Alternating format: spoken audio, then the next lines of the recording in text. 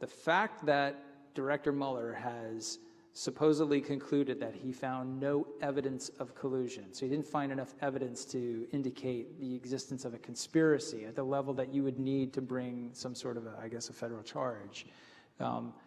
Does that mean we shouldn't have investigated it? Absolutely not. We don't start investigations driving at a conclusion. We don't consider investigations to have been a waste of time or unwarranted simply because they ended up in a place where you didn't expect them to end up. You start investigations because you have an obligation to do your job. And our job at that moment, when we have that articulable suspicion, is to conduct the investigation to ensure that we and the Justice Department, and maybe in some circumstances the world, will know if in fact that threat existed. And it's just as valuable to be able to say, no, it didn't. We've looked at all of these statements and actions by the president leading us up to that point when Director Comey is fired and he says all these things publicly. And it was undeniable to us that there could be a threat to national security posed by the President of the United States. That is not something that the FBI can continue to investigate. That is something that you need a special counsel to investigate. You need to bring in someone who has not been appointed by the president, someone who is independent, professional, someone whose ethics and professionalism and integrity are without question. And so we found that person in Director Mueller. So the president believes that you played a key role in launching that special investigation, and would he be right then that this is something you thought was necessary and you helped make it happen? He's absolutely right if he believes that. I approved the opening of that case. I did it with the knowledge of the Deputy Attorney General, Rod Rosenstein, and I immediately notified Congress that I had done it. So I want to fast forward to a couple weeks ago, okay, when Director Mueller hands in his report. The Attorney General reviews the report and in a transmittal letter to the Congress concludes there was unable to establish collusion. That's right. And made no determination on obstruction of justice, which are the two main lines of inquiry. Mm-hmm. Does that mean that your concerns were overdrawn? Or put another way, has Mueller satisfied you that what you were worried about did not happen? Well, there's a couple things to unpack there.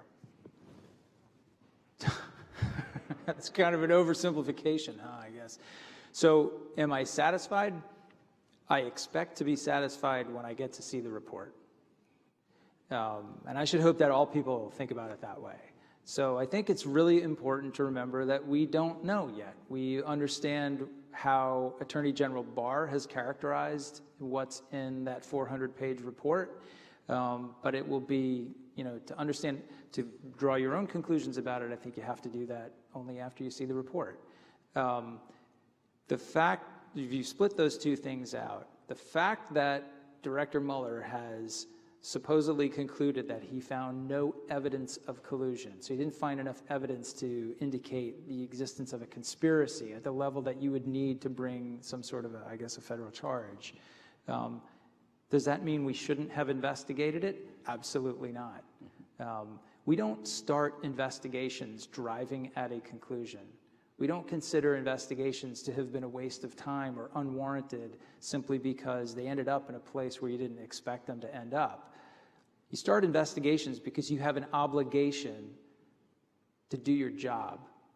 And our job at that moment, when we have that articulable suspicion, is to conduct the investigation to ensure that we and the Justice Department, and maybe in some circumstances the world, will know if in fact that threat existed. And it's just as valuable to be able to say, no, it didn't. Well, let me just ask, when we talked about the Comey report during the campaign about the server, you said in hindsight it was not a good thing to have so much of the internal dirty bits, aired, dirty laundry aired because of the way it contributed to toxic atmosphere.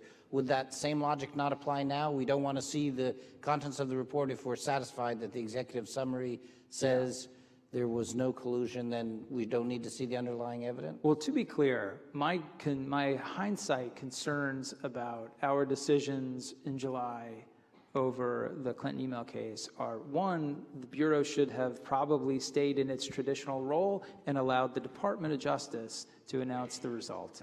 And they allowed the Department of Justice to determine how deep or how many of those details and kind of dirty bits they were going to expose in the course of announcing the result. I think announcing the result and announcing why we had drawn the conclusion we did would have been essential. I think it probably just would have been better for the FBI if the department had done it. Would it have been accepted any better if DOJ had done it? I don't think so. I just would have avoided inflicting all that pain on the Bureau. And let's be honest, my job was to run and protect the Bureau. So, but now we're in a very similar situation. We're struggling with that same idea, like how much of the detail do you reveal about people who are not being charged? You know, I'm glad I'm not the Attorney General. I don't have to decide that. I do think that there is a compelling public interest in understanding what the special counsel team found in one direction or the other. Now, how much of the granularity of people's identities and things like that do you reveal? That's a sensitivity that I think DOJ is best positioned to figure out. And to be, you know, I know we're kind of flipping back and forth here, but the issue on obstruction is very different.